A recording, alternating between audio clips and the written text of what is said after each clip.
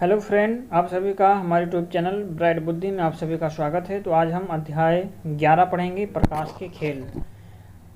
प्रकाश के खेल के बारे में पढ़ेंगे और इससे पहले हमने अध्याय 10 तक कंप्लीट कर चुका हूं। तो अगर आप नहीं देखे हों तो जा करके हमारे प्लेलिस्ट में CERT Bihar board class 8th विज्ञान भाग 3 में देख सकते हैं शेष अध्याय को। वीडियो अच्छा लगे तो लाइक कमेंट शेयर जरूर कीजिए अपने हित में दोस्तों के साथ, और जो पहली बार देख रहे हो चैनल को जरूर सब्सक्राइब करके बेल घंटी बजाएं।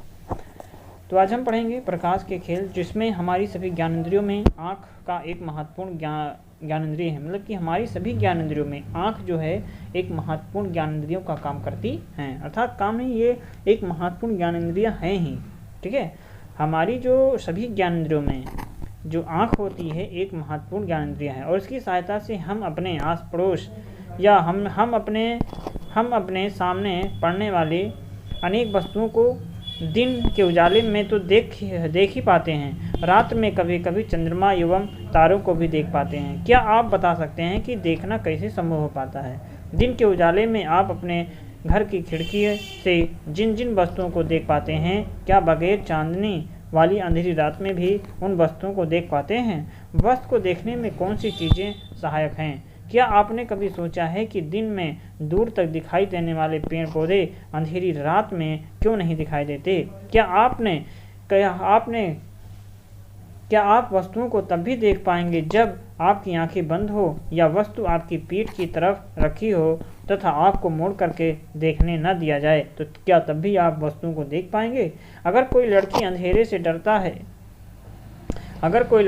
से डरता है तो अंधेरा दूर करने के लिए क्या करना चाहिए? तो क्रियाकलाप करते हैं।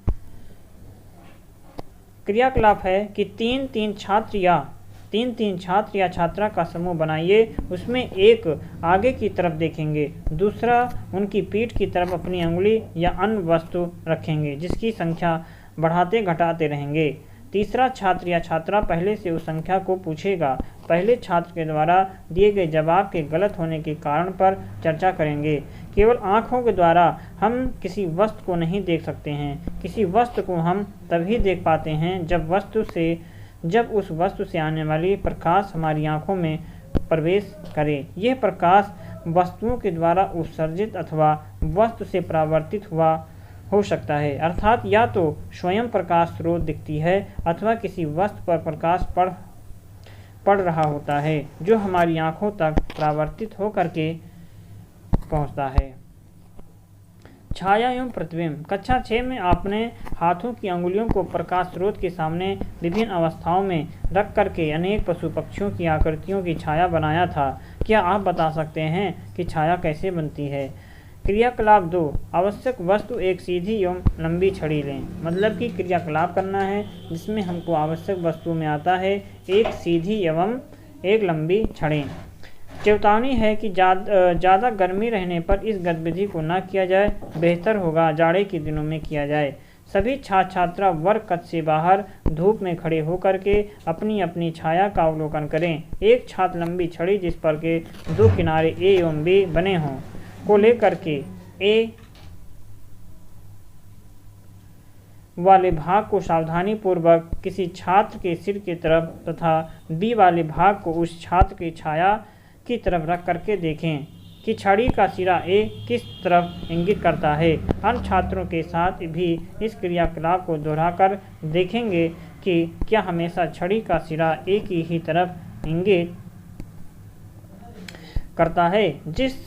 जिस वस्तु की तरफ सिरा ए इंगित करता है, क्या वो वस्तु सूर्य है? इस क्रियाकलाप को अन्य समय पर भी करके देखें तथा बताइए कि सूर्य की दिशा बदलने पर क्या छाया की दिशा भी बदलती है? आपके आगे पीछे हटने पर क्या छाया भी आगे पीछे होती है? आप जब छाया वाले स्थान पर होते हैं, क्या तब भी आपकी छाया बनती है? प्रकाश की किरणें सीधी रेखा में गमन करती हैं। क्या इस तथ्य का भी छाया बनने से कोई संबंध है? हम ये निष्कर्ष निकाल सकते हैं कि छाया बनने के लिए प्रकाश स्रोत का होना आवश्यक है।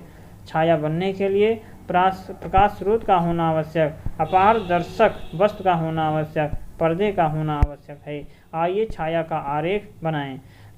लकड़ी का एक गोलाकार टुकड़ा पर्दे के सामने रखा जाए जिस पर प्रकाश स्रोत से प्रकाश चित्रानुसार पड़ रहा है। तो उपयुक्त चित्र में पर्दा पर लकड़ी की छाया का आरेख बनाइए। सोचिए, अगर लकड़ी के स्थान पर शीशा कांच रखा जाए तब क्या छाया का निर्माण हो पाएगा? क्या सूर्य ग्रहण एवं चंद्र ग्रहण का भी छाया निर्माण से कोई संबंध है?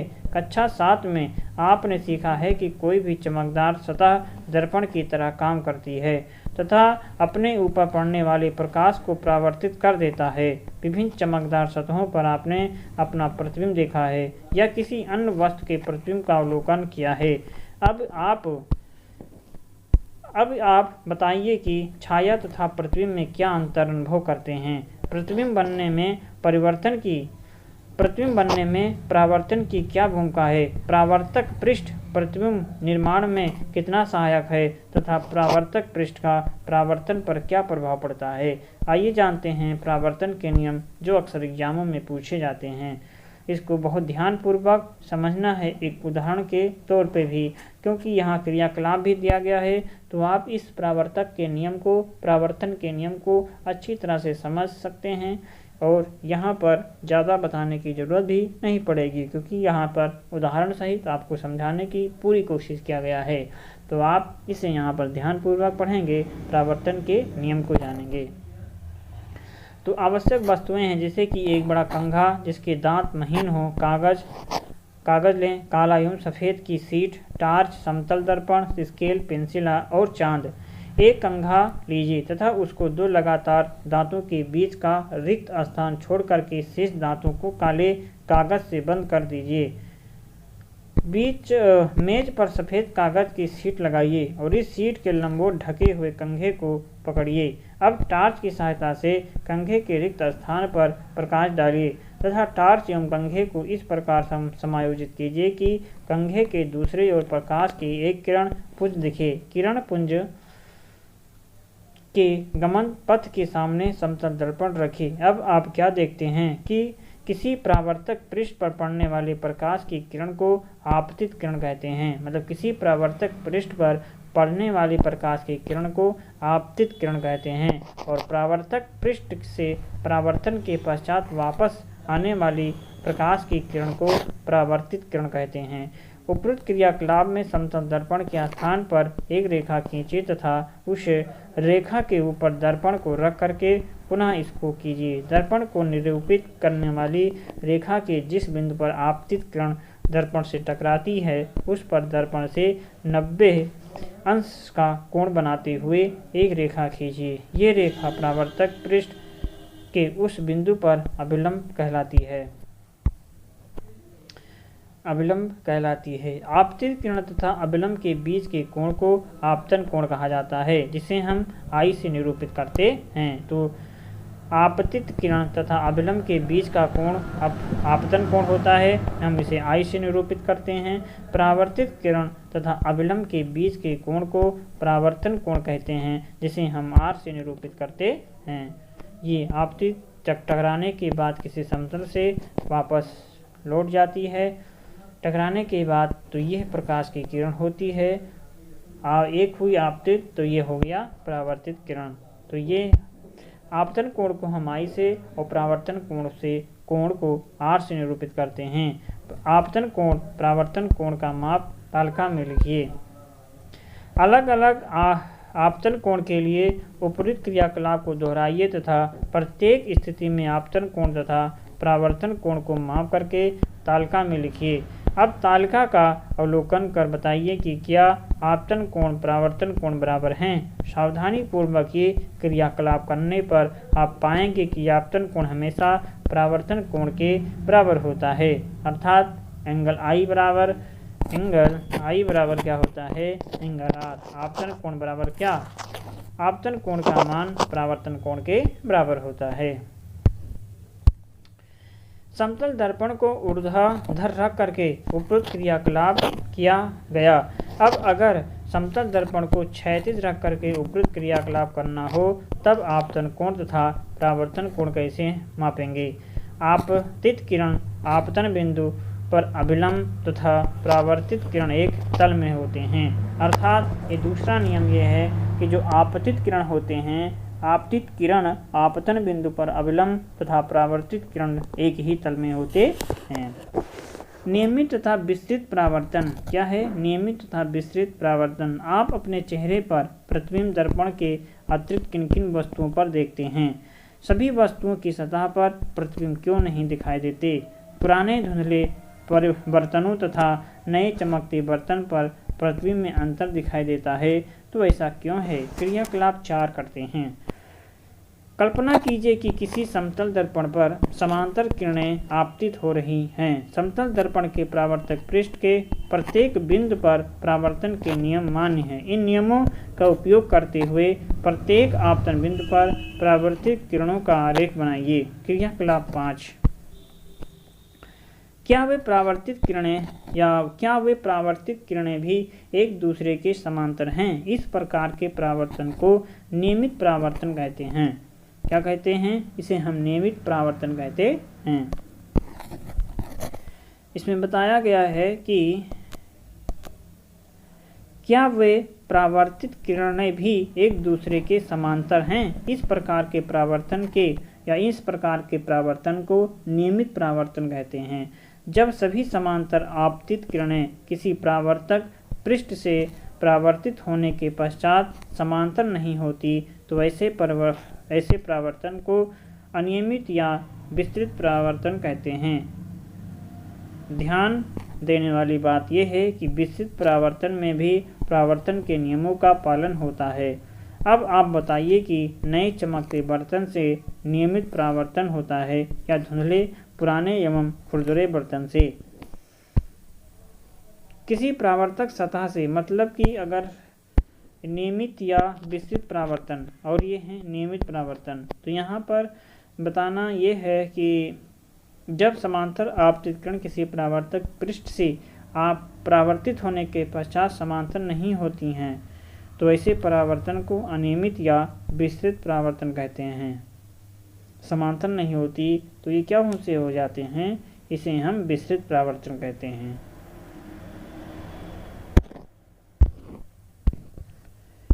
किसी परावर्तक सतह से परावर्तित किरण को किसी अन्य परावर्तक सतह पर आपतित किया जाए, तब क्या पुनः परावर्तन हो सकता है? परावर्तित प्रकाश का पुनः परावर्तन। प्राकृतिक या परावर्तित प्रकाश का पुनः परावर्तन। आप अपना बाल कटाते समय दर्पण का उपयोग या देखने के लिए करते हैं कि आपके बाल कैसे कटे। आपके सामने वाले दर्पण में आपके चेहरे के सामने का भाग दिखाई पड़ता है, पर आपके सिर के पीछे के बालों को देखने के लिए एक और दर्पण की आवश्यकता पड़ती है। इस दूसरे दर्पण को आपके सिर के पीछे सामने वाले दर्पण के समांतर रखा जाता है, जिसके कारण सामने वाले दर्पण में सिर के पीछे की बालों को आप देख पाते हैं। सोचिए ऐसा क्यों हो पाता? दो समतल दर्पण का उपयोग पारदर्शी बनाने में किया जाता है, जिनका उपयोग पनडुब्बियों, टैंकों तथा बंकरों में छिपे सैनिकों के द्वारा बाहर की वस्तुओं को देखने के लिए किया जाता है। क्या आप बता सकते हैं कि दो दर्पणों से परावर्तन के द्वारा आप उन वस्तुओं को देखने योग्य कैसे बना पाते हैं जिन्हें आप सीधे नहीं देख पाते? बहुप्रतिबिंब। आवश्यक वस्तु: दो समतल दर्पण, सेलोटेप, सिल्का मतलब कि सिक्का लेना है और पेंसिल एक लेनी है। दो समतल दर्पण लीजिए। सेलो टेप की सहायता से दोनों दर्पण को विभिन्न कोणों पर समायोजित करते हुए जोड़िए और प्रत्येक स्थिति में दर्पण के बीच सिक्का या पेंसिल को रख करके बनने वाली प्रतिबिंब की संख्या नोट कीजिए। अंत में दोनों दर्पणों को एक दूसरे के समांतर खड़ा कीजिए। पुनः उनके बीच पेंसिल या सिक्का रख करके प्रतिबिंब की संख्या नोट कीजिए। बहुप्रतिबिंब बनने की धारणा का बहुमूर्तिदर्शी से तरह तरह के आकर्षक पैटर्न बनाने के लिए किया जाता। आइए अपना खुद का बहुमूर्तिदर्शी बनाएं। बहुमूर्तिदर्शी आवश्यक वस्तु है 15 सेंटीमीटर लंबी एवं 4 सेंटीमीटर चौड़ी आयताकार दर्पण की 3 पट्टियां, फेविकोल, मोटे गत्ते की बनी बेलनाकार डब्बा जिसमें दर्पणों से बना आकृति फिट हो सके, रंगीन चूड़ियों के टुकड़े, पारदर्शी प्लास्टिक, जांच की वृत्ताकार प्लेट, चित्रानुसार तीनों दर्पणों को एक फ्रिज की आकृति में फेविकोल की सहायता से जोड़िए। इसे जुड़े हुए आकृति को मोटे गत्ते से बनी बेलनाकार डब्बे में इस प्रकार अंदर कीजिए कि डब्बा आकृति से थोड़ी लंबी हो तथा आकृति डिब्बे में एकदम फिट बैठता हो। डब्बे के एक सिरे को गत्ते की एक ऐसी डिस्क से बंद कीजिए कि जिसके बीच में भीतर का दृश्य देखने के लिए एक छोटा छिद्र बना हो। छिद्र पर पारदर्शी प्लास्टिक चिपका दीजिए। डिब्बे के दूसरे सिरे पर समतल की कांच की वृत्ताकार प्लेट इस प्रकार लगाइए कि वो प्रिज्म की आकृति छू सके। इस प्लेट पर रंगीन चूड़ियों के टुकड़े रखिए तथा इसे घिसे हुए कांच के प्लेट से बंद कीजिए। चूड़ियों के टुकड़े को घूमने के लिए पर्याप्त जगह बनी रहनी चाहिए। अब आपका बहुमूर्तिदर्शी तैयार है। जब आप छिद्र से झांकते हैं तो तरह तरह के पैटर्न दिखाई देते हैं। इसकी एक विशेषता यह है कि एक पैटर्न दोबारा नहीं देख पाते हैं। आपने बहुमूर्तिदर्शी को आकर्षक बनाने के लिए आप डब्बे को अपने मनचाहे रंग के कागज से सजा सकते हैं। आँख हमें अपने चारों ओर के रंग बिरंगे संसार को देखने योग्य बनाता है। हम किसी वस्तु को तभी देख पाते हैं जब उनसे आने वाला प्रकाश हमारी आँखों में प्रवेश करता है। अतः आँखों की संरचना तथा कार्यविधि एवं आँखों को उचित देखभाल करने के बारे में जानना हमारे लिए महत्वपूर्ण है। हमारी आँख लगभग गोलाकार होती है जिसका बाहरी आवरण सफ़ेद होता है। सफ़ेद भाग कठोर होता है ताकि आंतरिक भागों का दुर्घटना से बचाव कर सकें। इसके पारदर्शी अग्र भाग को कार्निया कहते हैं। कार्निया के पीछे गहरे रंग की पेशियों की संरचना होती है जिसे परितारका कहा जाता है। ये लाइन बहुत ही इम्पॉर्टेंट है, आप इसे ज़रूर नोट करें और समझने की कोशिश करिएगा। अक्सर एग्जाम में पूछे जाते हैं। जैसे कि हमारी आँख लगभग गोलाकार होती है और इसका बाहरी आवरण सफ़ेद होता है और सफ़ेद भाग कठोर होते हैं ताकि आंतरिक भागों का दुर्घटना से बचाव कर सकें और इसके पारदर्शी अग्र भाग को कार्निया कहा जाता है। कार्निया के पीछे गहरे रंग की पेशियों की संरचना होती है जिसे हम परितारिका कहते हैं। परितारिका में एक छोटा द्वार होता है जिसे हम पुतली कहते हैं। पुतली के आकार को परितारिका नियंत्रित करती है। मतलब जो पुतली होती है उसके आकार को परितारिका नियंत्रित करती है और परितारिका आँख का वह भाग है जिससे आँख का रंग निर्धारित होता है। परितारिका नेत्र में प्रवेश करने वाले प्रकाश की मात्रा को नियंत्रित करती है और पुतली के पीछे एक लेंस होता है जो बीच में मोटा तथा किनारों पर अपेक्षाकृत पतला होता है। यही लेंस आँख के द्वारा देखी जाने वाली वस्तु का प्रतिबिंब दृष्टिपटल पर बनाता है। मतलब यही लेंस जो है आँख के द्वारा देखी जाने वाली वस्तु का जो प्रतिबिंब होता है ये दृष्टिपटल पर बनाता है। दृष्टिपटल अनेक तंत्रिका कोशिकाओं का बना होता है जिसके द्वारा अनुभव की गई संवेदनाओं को दृक् तंत्रिकाओं के द्वारा मस्तिष्क तक पहुंचा दिया जाता। और तंत्रिका कोशिकाएं जो होती हैं दो प्रकार की होती हैं, एक शंकु एक शलाकाएं। तो शंकु जो होती है तीव्र प्रकाश के लिए सुग्राही होते हैं तथा रंगों की सूचनाएं भी भेजते हैं। शलाकाएं मंद प्रकाश के लिए सुग्राही होते हैं। दृक् तंत्रिकाओं तथा दृष्टिपटल की संधि पर कोई तंत्रिका कोशिका नहीं होती। इस बिंदु को अंधबिंदु कहते हैं। क्रियाकलाप 8। अपने अपने मित्र की आँख में देखिए। पुतली के आकार का अवलोकन कीजिए। पुनः उन्हें कुछ देर धूप में घूम करके आने को कहिए तथा फिर उनके पुतली का अवलोकन कीजिए। कोई परिवर्तन आप देख पाते हैं। ये क्रियाकलाप टार्च की सहायता से भी किया जा सकता है, बशर्ते कि टार्च कदाप ना हो। ये भी ध्यान रहे कि सामान्य टार्च से निकलने वाले प्रकाश भी आँख पर कुछ ही क्षण के लिए पड़े। आँखों की देखभाल। आँखों की उचित देखभाल आवश्यक है। आँख संबंधी कोई भी समस्या होने पर नेत्र रोग विशेषज्ञ के पास जाना चाहिए।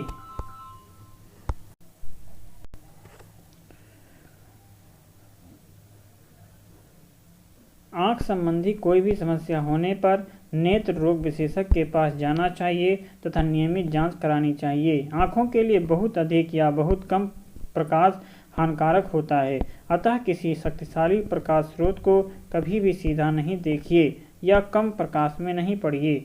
पठन सामग्री को अपनी आँखों के बहुत समीप या बहुत दूर ले जाकर के मत पढ़ें। अपनी आँखों को कभी मत रगड़िए। गंदा होने पर स्वच्छ जल से धोइए और धूल कण पड़ जाए तब भी स्वच्छ जल से धोइए। धोने के बाद भी सुधार न हो तब डॉक्टर से मिलिए। यदि परामर्श दिया गया है तब उचित चश्मे का प्रयोग कीजिए।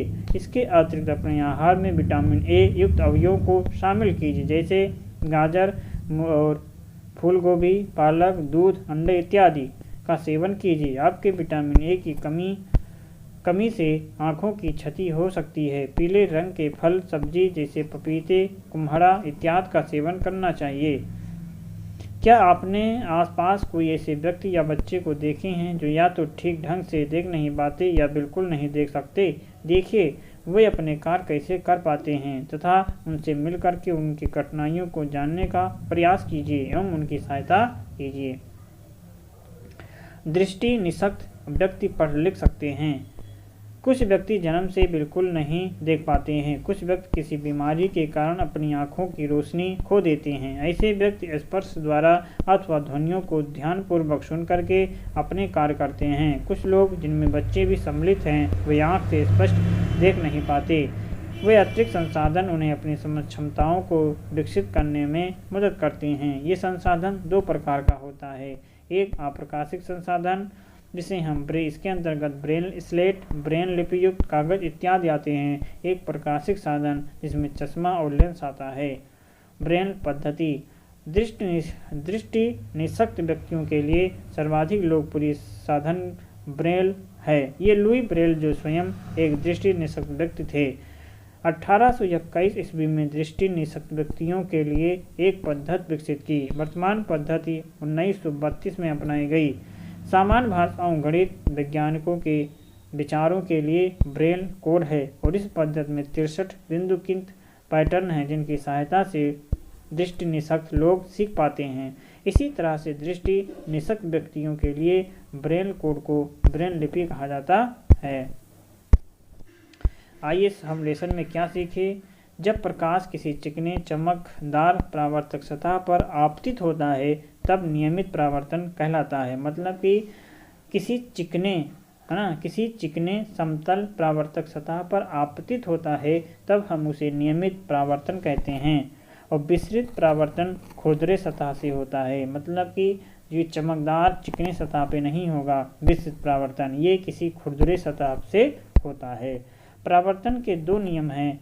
नंबर 1 है कि आपतन कोण परावर्तन कोण के बराबर होता है और दूसरा नियम है कि आपतित किरण परावर्तित किरण तथा परावर्तक पृष्ठ के आपतन बिंदु पर खींचा गया अवलंब एक ही तल में होते हैं। किसी कोण पर झुके दो दर्पण अनेक प्रतिबिंब बना सकता है।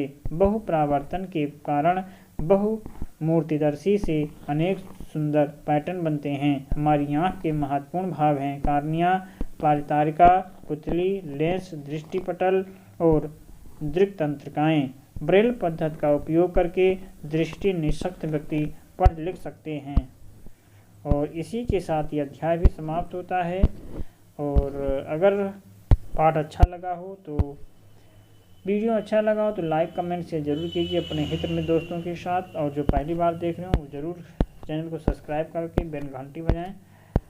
और आज हम पढ़ रहे थे मतलब कि पाठ 11 पढ़ रहे थे।